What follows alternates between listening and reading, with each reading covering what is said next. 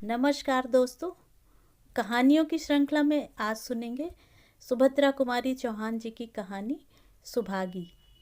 लेकिन उससे पहले मेरा आपसे विनम्र अनुरोध है कि अगर आपको मेरी कहानियाँ अच्छी लगती हैं तो मेरे चैनल को सब्सक्राइब ज़रूर करें, लाइक करें, शेयर करें और बेल आइकन दबाना बिल्कुल भी ना भूलें। आज सुनिए सुभागी। अगर किसी को बेमौसम की बहुत सी चीज़ें देखना हो तो वह कुछ दिन आकर जबलपुर में रहे और फिर बेमौसम की बहार देखे। बेमौसम का पानी तो जबलपुर में बहुत ही ज़्यादा बरसता है। माघ महीने की एक रात की बात है। सर्दी बहुत जोर की थी और साथ ही साथ थी खूब तेज हवा, जो तीर की तरह हृदय को बेधती हुई जान पड़ती थी। बादल तो इधर कई दिनों से थे, थोड़ी बहुत बूंदाबांदी भी हो जाया करती थी, किंतु आज शाम को तेज तूफानी हवा के साथ जो पानी बरसा था वह बरसात के दिनों की याद दिला रहा था। इस समय पानी तो बंद था, परंतु बिजली का कड़कना, बादलों का गरजना और हवा का तूफान उसी तेजी पर था जैसे शाम को था। इस समय वही मौसम था जिसमें मैं बहुत घबराती हूँ। ऐसे आंधी, पानी और तूफान में मुझे डर भी बहुत लगता है। कोई विश्वास न करेगा, पर मैं सच कहती हूँ, जब ऐसा अंधड़ उठता है और मेरे बच्चे घर से बाहर रहते हैं, तब मेरे मन में यही आशंका बनी रहती है कि कहीं ऐसा ना हो कि इस आंधी में मेरा बच्चा उड़ जाए। ऐसा हो नहीं सकता, यह मैं अच्छी तरह जानती हूँ, परंतु फिर भी मैं घबराती हूँ। कोई काम नहीं कर सकती, कुछ लिख पढ़ नहीं सकती, यहाँ तक कि एक जगह बैठी भी नहीं रह सकती। एक अजीब तरह की बेचैनी बनी रहती है और जब तक बच्चे लौट कर नहीं आते वह शांत नहीं होती। हाँ, तो मैं माघ महीने की एक तूफानी रात की बात कह रही थी। शाम से ही आंधी पानी का जोर था। मेरी आंखों की नींद और बच्चों की याद, दोनों में होड़ तो रोज ही लगी रहती थी और प्रायः यही होता भी था कि नींद के सामने बच्चों की याद ही विजयी हुआ करती थी। ऐसे मौसम में तो मुझे वैसे भी नींद कम आती है, फिर जब बच्चों की याद आ रही हो तो नींद भला कैसे आ सकती है। जब बादल बहुत जोर से गरजते और बिजली कड़कती तो मेरी आंखों के सामने महीनों पहले का एक दृश्य आ जाता। बरामदे में एक तरफ मेरा पलंग और उसी से सटी हुई मेरे नन्हे की खाट। जहां बादल गरजे, बिजली चमकी और मेरे नन्हे ने पुकारा, अम्मा, बादल तो बहुत जोर से गरजते हैं, मुझे डर लगता है। माँ, तुम अपना हाथ मेरी खाट पर रख दो तो मैं सो जाऊं। मेरा नन्हा आज इस समय भी वहीं कहीं सोया होगा। बादलों की तड़प से आज भी उसकी नींद खुल गई होगी और वह डरा भी होगा। उसे रात में शायद याद ना रहा हो और उसने माँ कह के पुकारा भी होगा। परंतु एक ही शहर में रहकर उसमें और उसकी माँ में कितना अधिक अंतर है। मेरे हृदय में प्रबल वेग के साथ एक तूफान सा उठा। मैं फिर बैठ न सकी, उठकर टहलने लगी।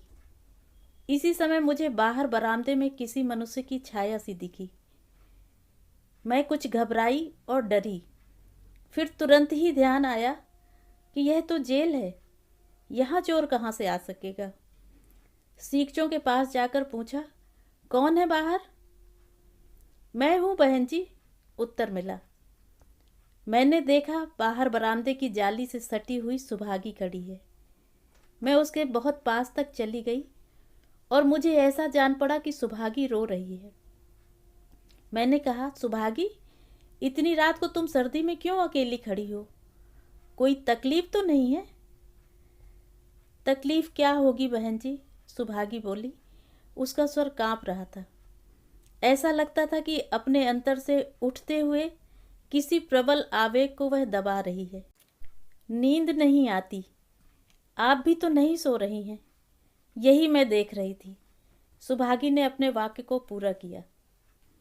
मैंने कहा, मेरे ना सोने का कारण है सुभागी।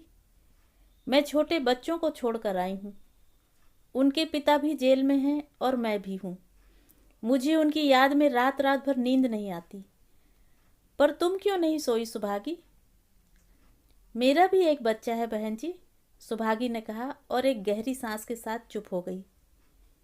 मैंने कहा, तुम्हारा भी बच्चा है? पर कोई ना कोई तो होगा ना उसे देखने वाला। मेरे बच्चे तो अकेले हैं, इसलिए मुझे इतनी फिक्र रहती है। उसे देखने वाले भगवान को छोड़कर और कोई नहीं है बहन जी। कोई होता तो इतनी बेचैनी न रहती। सुभागी ने कहा और उसकी आंखें सजल हो उठी।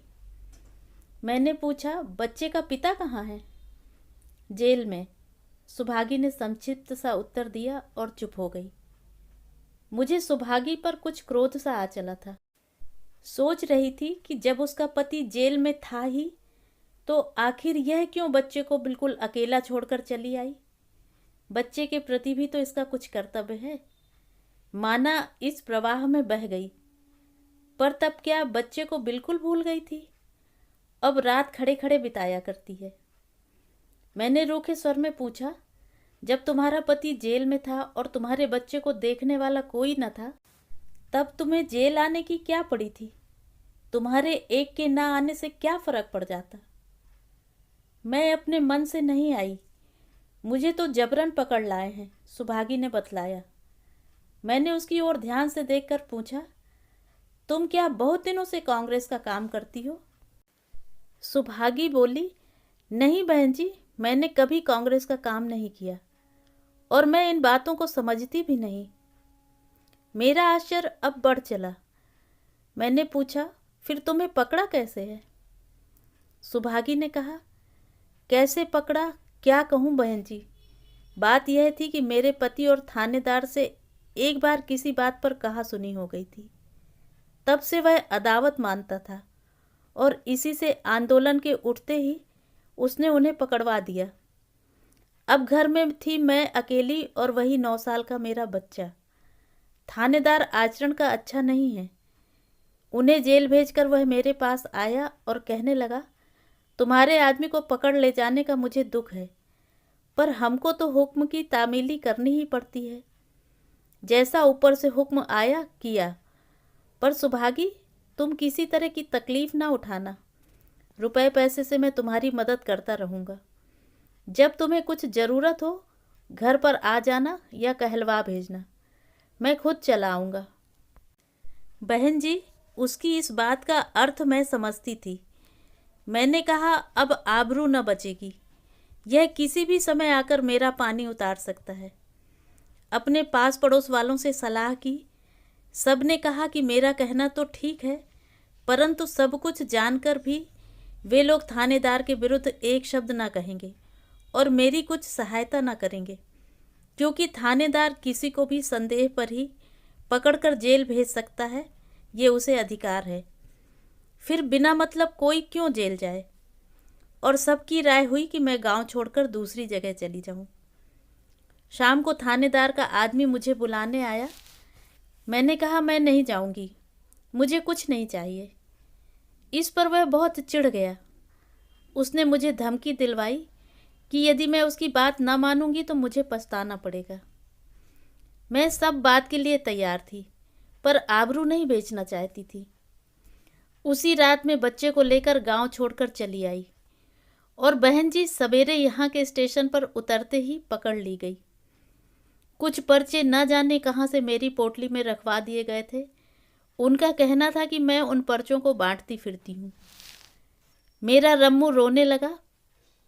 मैंने कहा, इसे अकेला कहाँ छोड़ूंगी, इसे भी मेरे साथ ले चलो। पर वह मेरी कब सुनते थे।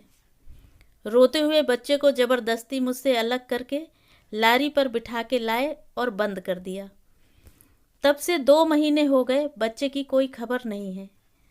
जब पानी बरसता है, बादल गरजते हैं, तब जी और भी व्याकुल हो उठता है। कहाँ सोया होगा, क्या खाया पिया होगा उसने। मेरा कोई रिश्तेदार भी नहीं है और गांव वाले तो थानेदार के डर के मारे उसे अपनी छाया भी न छूने देंगे। उसके बाद बहन जी, एक दिन दफ्तर में मजिस्ट्रेट ने बुलवाया। वहाँ वही थानेदार भी था। मुझसे कहा कि तुम यह कह दो, आगे से कोई भी कांग्रेस का काम ना करोगी और थानेदार साहब के कहने में रहोगी तो तुम्हें छोड़ देते हैं। मैंने कहा, मुझे नहीं छूटना है। बहन जी, वैसे तो मैं कभी कांग्रेस का काम नहीं करती, पर यह तो माफ़ी मांगना हो जाता ना, और इससे कांग्रेस की बदनामी होती।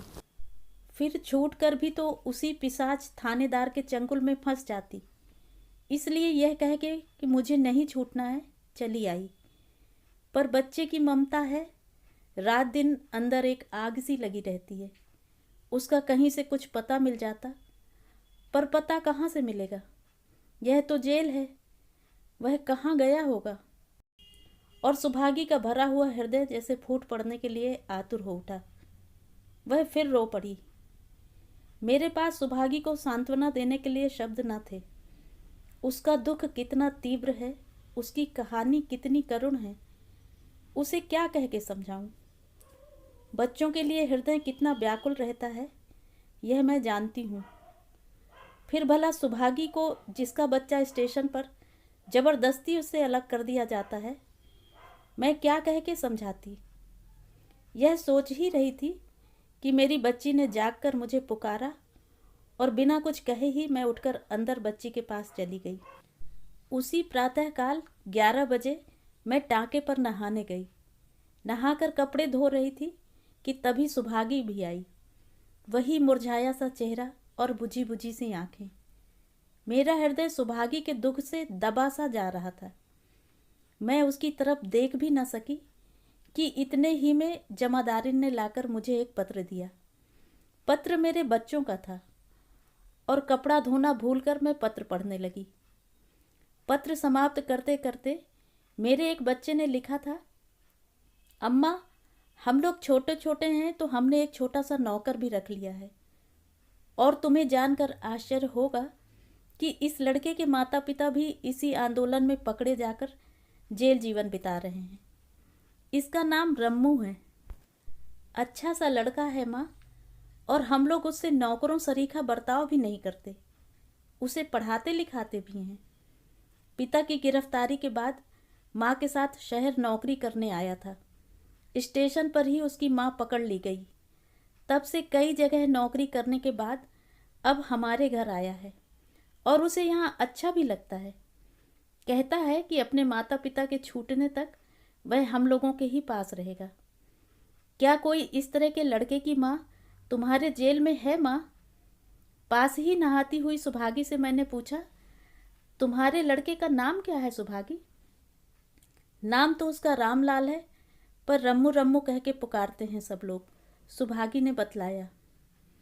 हर्षा तिरेक से मेरी आंखें सजल हो गईं। मैंने कहा, सुभागी, अपने बच्चे का समाचार सुन लो। और बच्चों की चिट्ठी का वह अंश जिसमें उन्होंने अपने छोटे से नौकर के विषय में लिखा था, पढ़कर सुना दिया। सुभागी को जैसे खोया हुआ खजाना मिल गया हो। उसने मेरे पैर छू लिए। तो ये थी कहानी। कहानी आपको कैसी लगी? कमेंट करके ज़रूर बताएं।